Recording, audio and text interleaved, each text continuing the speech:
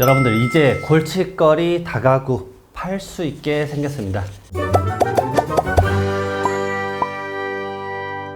네, 안녕하세요. 두꺼비 세무사입니다. 구독과 좋아요 부탁드리고요. 지금 25년 소득세법 시행령, 말 그대로 세법 시행령 개정안이 올라왔습니다. 근데 의외로 좋은 선물들이 많아요. 그래서 이 부분에 대해서는 좀 꼭 말씀드리고 싶은데, 특히나 아파트 말고 다가구 가지고 계신 분들은 이걸 1억에 좀 풀어볼까라는 생각이 들 것 같아요. 주택에서 주택 외 용도로 변경 후 양도한 건물에 대해서 양도소득세 과세 기준을 합리화하겠다. 어려운 편이죠. 다 집어치우고 제가 설명드릴게요. 제가 주택을 갖고 있어요. 다가구 주택을 갖고 있습니다. 다가구 주택은 토지랑 건물, 이 등기가 따로따로여가지고 통 전체로 양도를 하면, 사실 다가구 주택이란 건 우리가 흔히 말하는 빌라잖아요. 그래서 호수가 여러 개란 말이에요.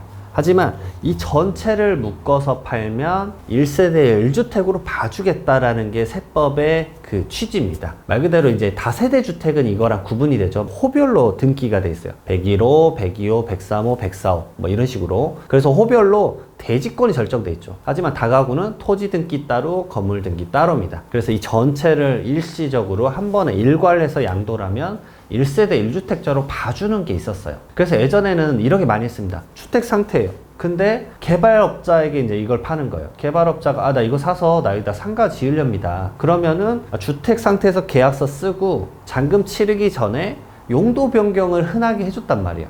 그러면 제가 업무 협조해서 용도 변경 해주겠습니다. 그래서 용도 변경을 하고 잔금 치를 때는 말 그대로 비주택으로 파는 거예요. 비주택으로 그러면 개발업자는 매수를 하는 거죠. 왜 이런 행위를 합니까? 주택을 사는 사람 입장을 봐보십시오. 이 개발업자가 대부분 법인일 텐데, 법인 지금 주택 취득하면 취득세 몇 프로입니까? 12.4%. 국민주택 규모 초과하면 13.4%입니다. 자, 이 빌라가 20억짜리라고 해보죠. 취득세만 2억 4천, 2억 5천 내요. 누가 삽니까? 안 삽니다. 그래서 개발업자가 빌라를 요즘 매수를 안 해요. 물론 이런 조건이 있어요. 이런 빌라를 매수를 한 다음에 철거하고 그 다음에 새로 짓고 나서 뭐 3년 이내에 팔면 이것에 대해서 취득세를 중과를 안 매기겠다, 뭐 이런 게 있는데, 지금 이 시장에서 이 주택을 팔고 추후에 개발업자가 본인의 자금을 취득해서 나갈 수 있을까요? 그런 상황이 말도 안 되기 때문에 개발업자분들이 이걸 안 사는 거예요. 세법 개정이 과거에 이랬습니다. 그래서 주택 계약서 쓰는 날에 이 사람은 주택이었으니까 잔금일에 주택이 아니더라도 이 상태, 계약 맺었을 땐 주택이었었으니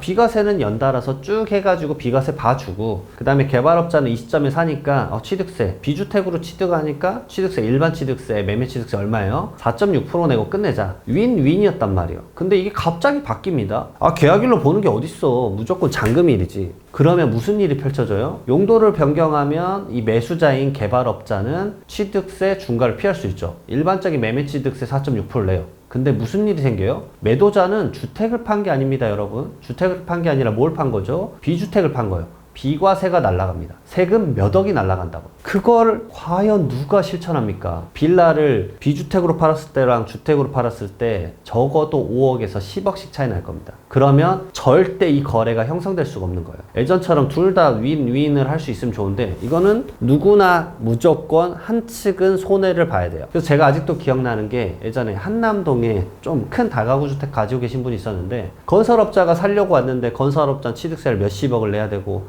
본인은 비과세가 깨지고, 그래서 이거 어떻게 해결하면 좋을까요? 답이 안 나와요. 답이 안 나옵니다. 그렇다고 건물을 부실 수도 없죠. 왜냐면 건물 부수면 주택이 아니니까 비과세를 못 받죠.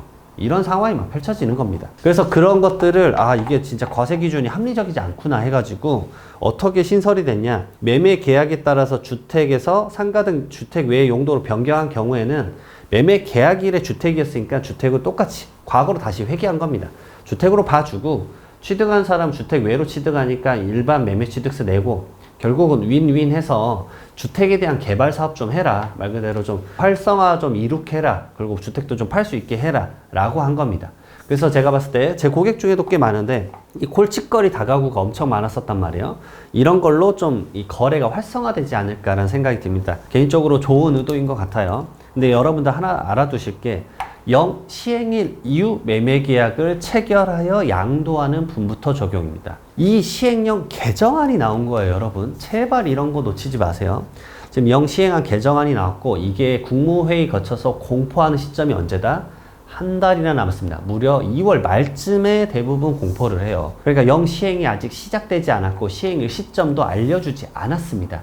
그러니까 지금 매매계약 체결하면 되겠나라고 허겁지겁 하지 마시고 이 지금 영상 보시고 나서 매물을 내놓을 수는 있겠죠.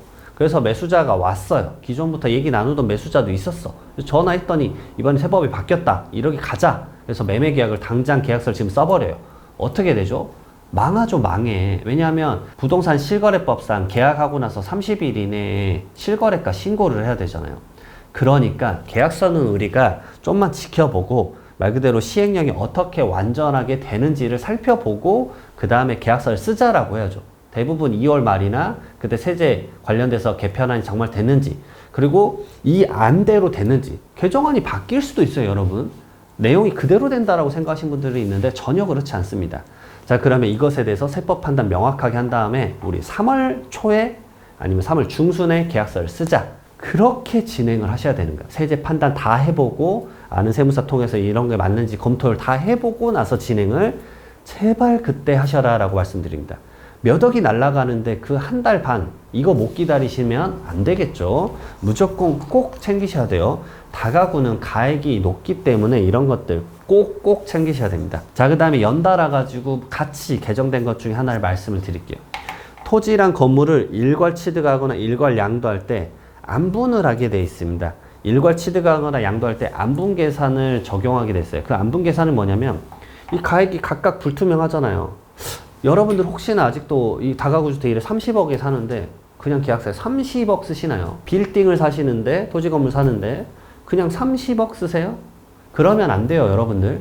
토지 얼마, 건물 얼마 이렇게 써야죠. 특히나 빌딩은 건물분에 대해서 뭐가 나와요?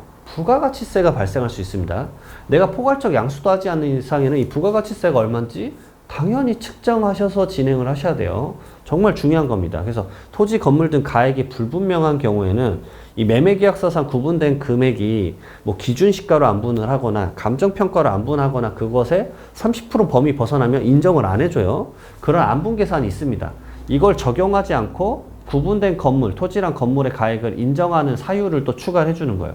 그 중에서 대표적인 게 이런 게 있습니다. 예외적으로. 다른 법령에서 정하는 바에 따라서 말 그대로 양도소득세 관련된 법도 있지만 일반적으로 부가가치세법이나 법인세법 이런 법들이 있단 말이에요. 다른 법령에서 정하는 바가 있으면 대부분 부가가치세법을 많이 따라가요.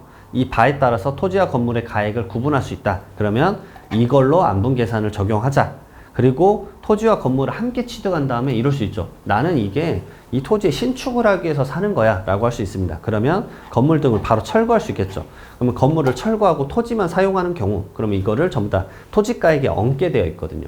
이런 경우처럼 하는 경우는 예외적으로 좀 판단을 해서 과세 기준을 합리화해 주겠다. 이거는 적용 시기가 25년 1월 1일 이후 양도하는 분부터 적용을 하겠다고 말을 해놨습니다.